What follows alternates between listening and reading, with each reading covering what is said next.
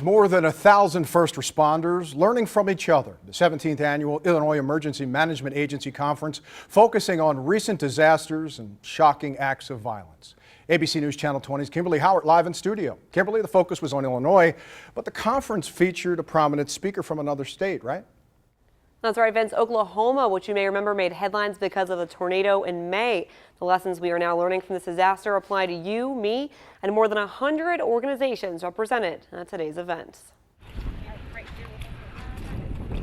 It's been just over 3 months since an EF5 tornado ripped through Oklahoma, killing more than 20 people. The more we can share with our fellow states, the better chance that the same mistakes won't be made in the future. Albert Ashwood is the Director of Emergency Management in Oklahoma. He's one of more than 1,000 here in Springfield, swapping stories and tips. We've had everything from the Oklahoma City bombing to the tornadoes to the floods. All tragedies, but all experience. Obviously, when a disaster happens, your initial concerns are with life safety. But as time goes on, the needs shift to long-term recovery, something that can't be accomplished without money. So it's good to know some of the ropes about how to apply for federal assistance. We were fortunate that we got a lot of federal assistance following the floods this spring in Illinois, and but there's always the programs change at the federal level, so it's good to know what's happening on that level so that we're always prepared. There's programs in grant writing, there's even